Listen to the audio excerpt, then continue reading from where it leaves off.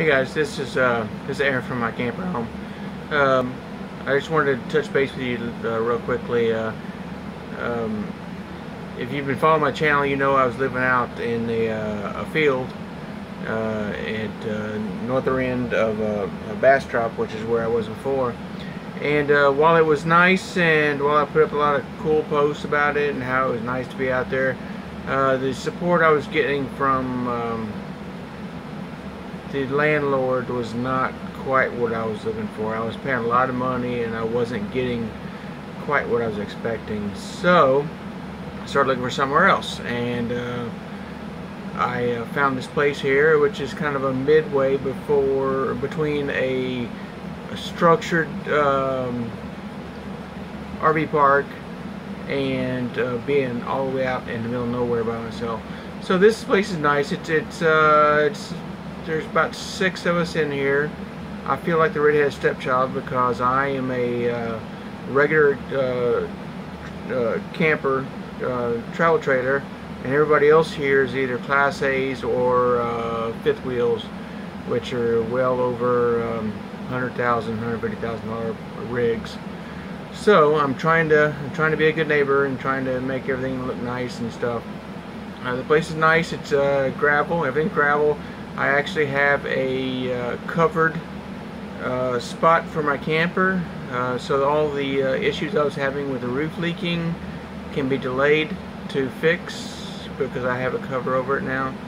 I do have a lot smaller yard now. I have the place for the camper, and also I have like a 10 by 10 covered area to the outside, which has about a 30 by 30 mulched area that's mine.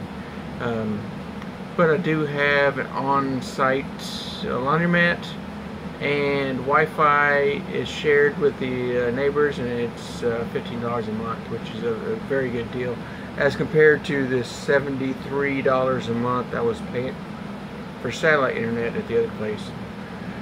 So I got settled in here on Memorial Day weekend, which has been about I guess it's 3 weekends now. I got everything in, and there were some issues with that. I'm not sure if I put that up. I do have a short video of my friend Eddie towing the camper out of the old place, and I'll put that in this video after this. You can see in my rear there that I got my friend Eddie helping me to move the camper. I had an issue with my truck, and it wasn't the truck, it was the way the bumper hitch is mounted, so I couldn't turn the trailer more than 20-30 degrees. So I asked him to come out and help me, and he did, and we're on our way to the new place and all those reasons. A few things I learned. I went to go move the trailer the first time, and we had some crazy rain right before I was getting ready to move, and I backed the truck up to the trailer, hooked it up, and got ready to move, and the front end just went. It's before I even tried to move it, and it's not a 4-wheel drive, so the front tires don't do anything. They just direct you in the right direction. But it was so wet that it just sunk right down. So I disconnected the truck from the camper, had the landlord come and pull me out of the mud. So the next day I tried to come in at here's the trailer. I tried to come in at a 90 degree, thinking that I could pull the trailer around, back it up, and then go back the other way and get it out of the way. And what I learned from that is the way the tongue is on this trailer is got these beams that come in, and on top of those beams is that ball that connects to the hitch.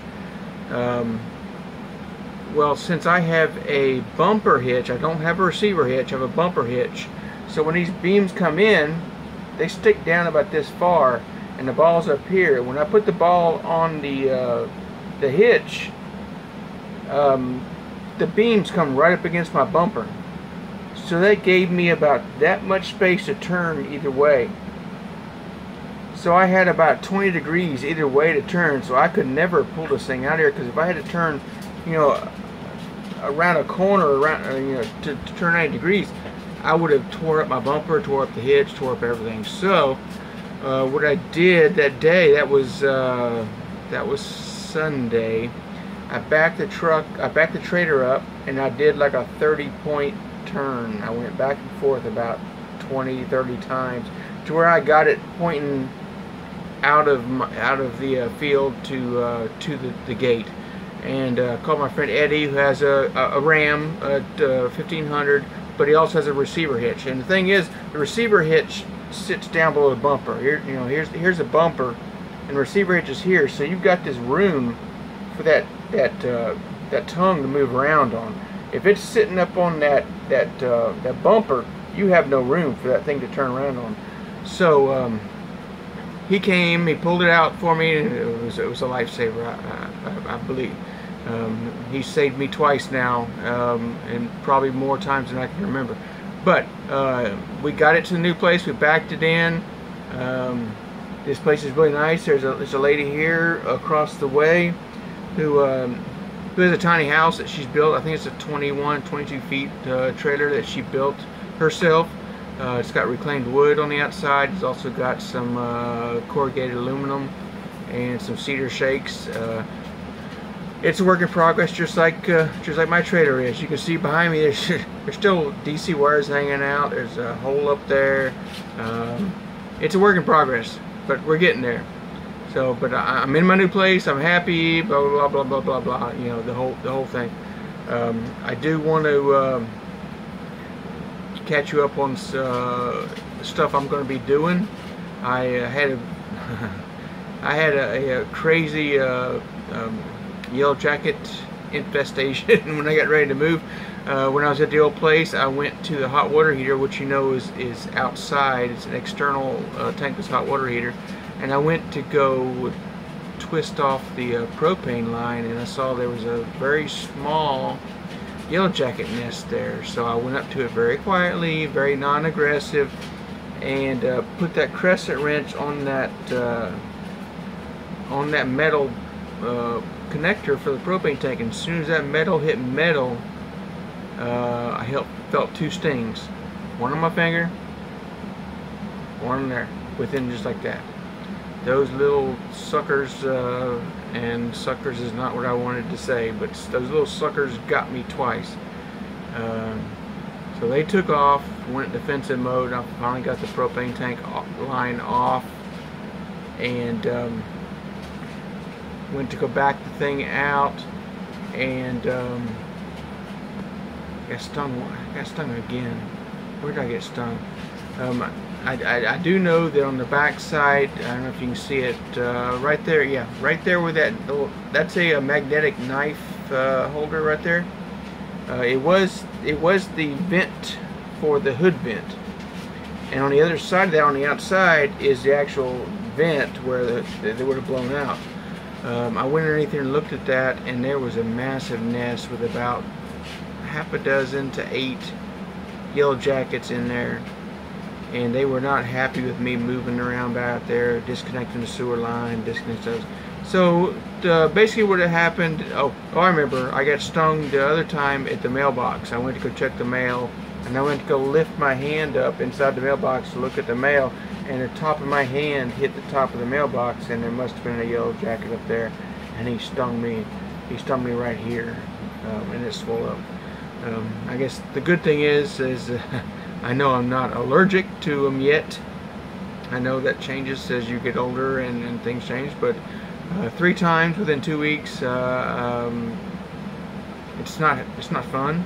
It's great. It itches, and as it spreads out, it takes up the whole area, but it's not terrible. So what I wanted to say today is I'm in my new place, and I am going to catch you guys up, and I'm sorry it's been so long. I'm just trying to get everything under control, but I decided to do a little fun stuff this weekend, and me and 2 friends from work, we decided to go out to the gun range again. I know you saw I took my son out to the gun range back at Christmas time. My friend Chad built his own AR-15, and we took that out there, and I also rented a 38, but 38 also can hold a 357 shells, so I bought a box of each, and we took our friend Marvin, who works with us also, and we went out there and had a great time shooting stuff. It was an indoor shooting range, and we had the paper shots, and you'll see in the next couple of videos that we went out and shot stuff, and we did pretty good. It was interesting. The 38 shells were interesting because I'm used to 357s and they have a bigger kick. 38s were a little bit less of a kick, kind of unimpressive. But I did shoot those. I did shoot 357s, and I also shot the AR-15 when he had the. He told me the shells he had for that, but I can't remember the name of them. But I will come back later and I will show you guys. I was hoping to get with her name's Rose, and her website is Go Tiny. It's Geaux tiny.com, and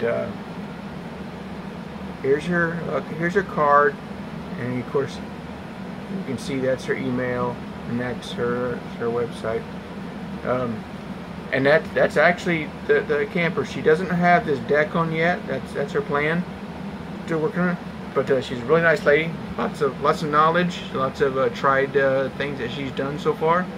And I'm hoping sometime soon I can actually videotape, have her walk me through it and videotape it, and add this to my YouTube channel and let you guys see what she's done so far, and how.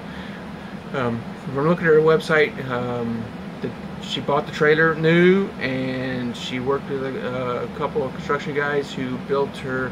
She put in steel wall instead of 2x4. She's using steel beams, and she's done some really nice stuff. So I'm hoping I can videotape that and interview her and get her on this channel.